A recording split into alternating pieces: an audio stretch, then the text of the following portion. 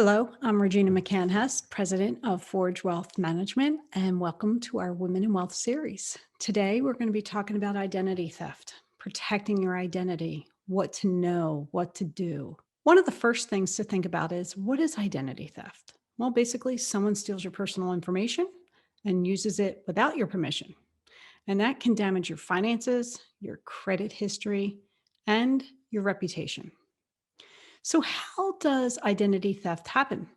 Well, identity thieves will steal your information from the trash. Yeah, they actually go trash picking for this stuff.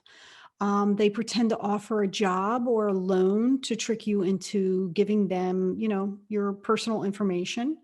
And they also will take your wallet or your purse, bumping you and just kind of walking away with it. So now, when they have your social security information, your social security number, the identity thieves can then file a state or federal tax return in your name. They can open up financial accounts or get a loan in your name, open up credit cards. They can file for Social Security benefits in your name, if you're eligible, of course, or they can even redirect your benefits to their account. So things get a little crazy with this identity theft stuff. So what do you want to look for? You want to look for some of the warning signs. You might see withdrawals from your bank account that you can't explain. You might find unfamiliar accounts or charges on your credit card statements, or more importantly, on your credit report. They would show you some accounts that you didn't open. Debt collectors start calling you about debts that aren't even yours. Also, the IRS notifies you that more than one tax return was filed in your name, or that you have income from an employer that you don't even work for. I mean, that's crazy stuff, but it happens. Another thing could be that you get notice that your information was compromised by a data breach at a company where you do business. And I think that's probably happened to every single person. Whether or not it was, place where you use your credit card or where you get your health needs from. It happens a lot. So let's talk about some top scams to be aware of. IRS impersonation. They call and tell you they're from the IRS and you have to give them your information. No. Victims, they're told that they are due a tax refund and that they have unpaid tax or have unpaid taxes.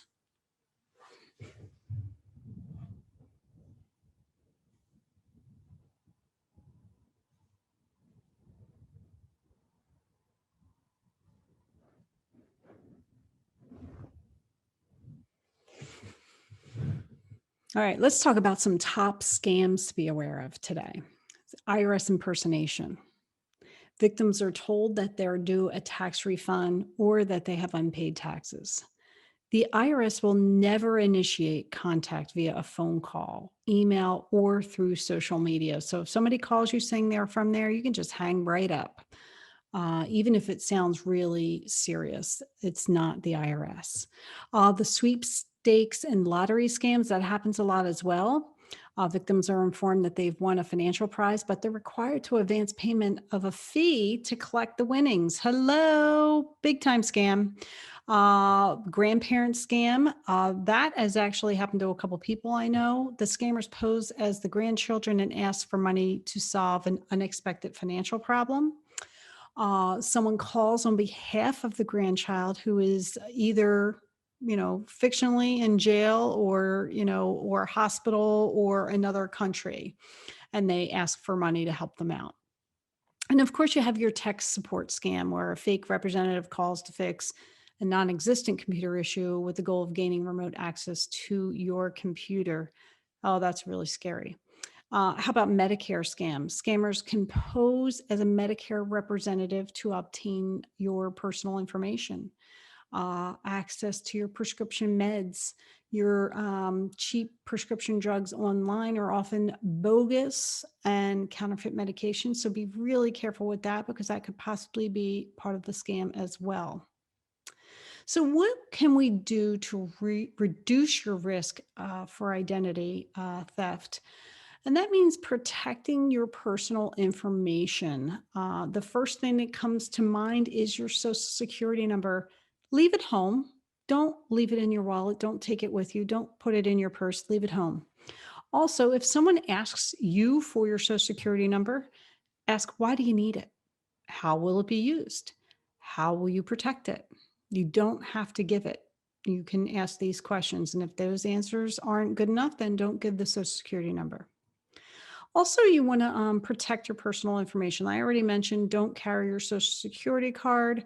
That's a big no-no. Don't provide your social security number to anyone unless there's a legitimate reason for them to have it, like you're applying for a new job, you're opening a financial account, you're getting, your credit checked, which you can do every year.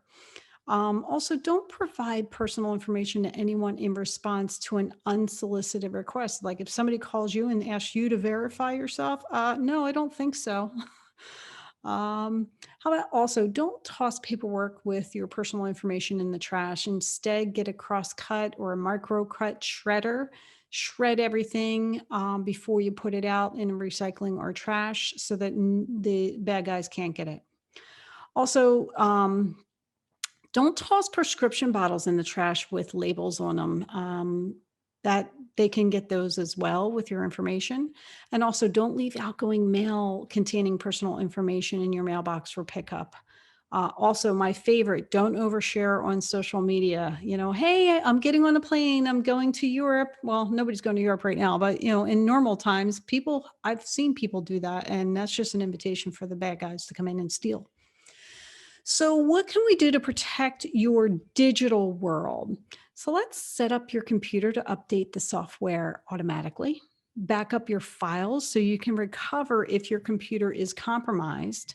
And don't download anything that you were not expecting to when you got online. Also, don't click on links or attachments in emails from unknown senders, a suspicious sender, or in emails that just don't make sense. That's a hard one, but the more you practice that, the easier it gets to avoid things like that. And also, don't react emotionally to an email. Hackers count on this to overcome logic and force us into making some bad decisions. So just be careful of any kind of emails with links in them. Really, really think twice about clicking on anything. How about login protection? Don't be fooled. Never go to a login page through a link in an email or a pop-up. You can hover over it with your mouse and see what the address bar says. What you want to look for is HTTPS colon and the two forward slashes, and that's going to verify that the security of the site that they were going to try and take you to. And that if it's not that, it'll show you the actual link that they're trying to take you to. So try that a couple times and see if that works out for you. Also, login protection paraphrases. So, we all have the passwords that we need for every single website that we go to. So what we want to do is maybe look at a combined set of words strung together, making them easier to create and remember, using at least 12 characters to help make them uncrackable. The longer, the better. When I went to an identity theft seminar a couple years ago, Jeff Lanza is a retired FBI guy, and he gave us just a cute little password like, "Hey, paranoia will not destroy you," as a example. Obviously, don't use that one, but create some nice, long, cute saying that you'll remember. Also, two-factor authentication, that's becoming more and more popular. It's like the two-step verification. We highly recommend that. You use a password and a PIN. The PIN gets sent to your phone, then you plug that in, and then you're in the account. You can set that up in the settings section of your accounts to trigger the two-step verification.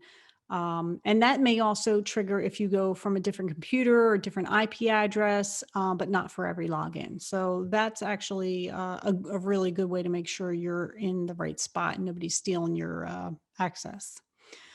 Also, reducing your risk. Read your bank and your credit card and your account statements. Look at the explanation of medical benefits carefully. Just look for things that you didn't do. Be alert for bills that don't arrive when expected. Follow up if you don't get account statements that you're expecting. And if you do get an account statement that you weren't expecting, that wasn't, you didn't have this account open. So you definitely want to open that piece of mail and look into it as well. So one other item is, preventing new account fraud. Fraud alert is not really worth the effort on the account. It only works if the merchant takes the steps to verify the identity of the applicant. Credit lock, not a big fan of this. It's not governed by federal law. There's no guarantee of error-free operation. Some agencies may even charge a monthly fee for this. So it's not what we would recommend. There are credit monitoring services, but these also do not prevent fraud. They only notify you when your credit reports have been accessed.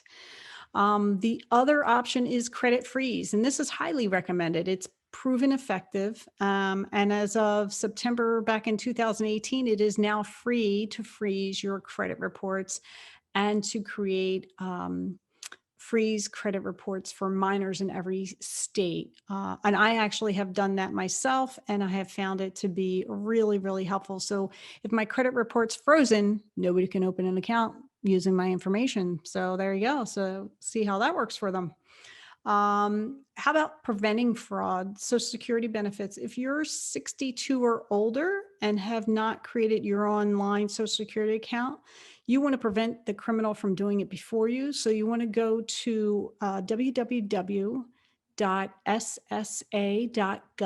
and sign up for your Social Security account. And obviously use one of those nice long paraphrases that we talked about. And how about your tax refund? So it's best to file your federal and state tax returns as early as possible. For federal taxes, you might be able to get a PIN from the IRS to prevent the fraud. And you would go to www.irs.gov to look into that as well. They're battling these fraudsters as much as they can. So we're just trying all sorts of different things.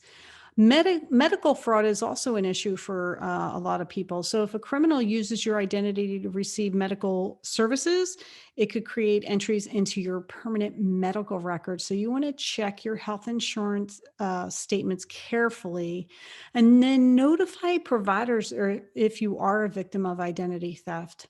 You want to be really careful with that.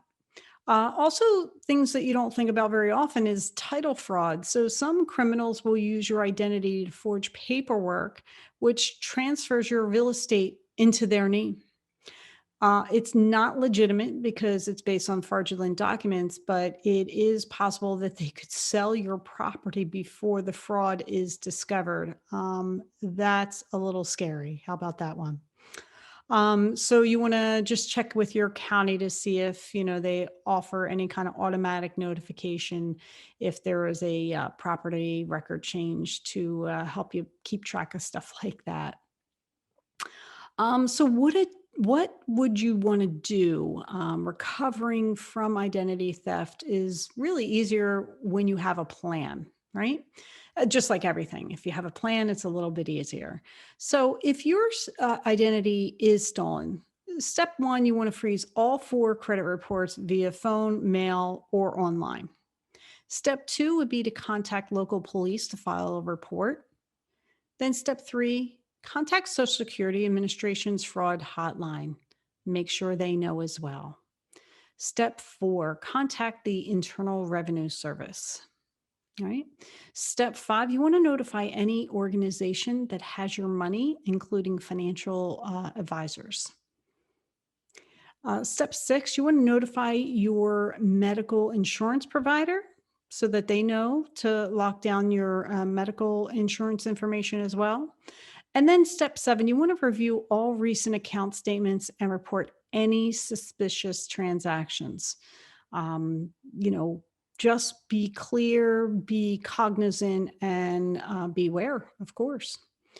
You also want to respond quickly to notices from the Internal Revenue Service. If someone has used your Social Security number to file a tax return, you want to contact the IRS's Specialized Identity Theft Protection Unit, and their number is 800 908 4490. Okay, and be aware of the credit reporting bureaus. A lot of people know about three of them, but there is a fourth one. So the first one is Equifax. The second one is Experian. And those two are household names. The third one is TransUnion. And the fourth one that's less known is Innovis. Innovis is the fourth credit reporting agency that you can reach out to freeze your credit report, to get a free credit report, and things like that. So you definitely want to reach out to all four of these. If you're looking to freeze your credit report, you want to go to each one of the four credit reporting agencies to freeze each credit report among them. So that's what we have today, identity theft. And remember, you are allowed 4 free reports each year. To order them on the web, you can go to www.annualcreditreport.com. Now, do note that your credit report at Innovis must be ordered from them. So go to innovis.com /personal / credit report to get that credit report from them as well. Well, thank you so much for listening. We appreciate you following us on our Women in Wealth journey. And my name again is Regina McCann Hess, president of Forge Wealth Management. And you can find me on social media, Facebook, Twitter, and YouTube at Forge Wealth. On LinkedIn, I'm Regina McCann Hess, and our website is forgewealth.com. Have a great day.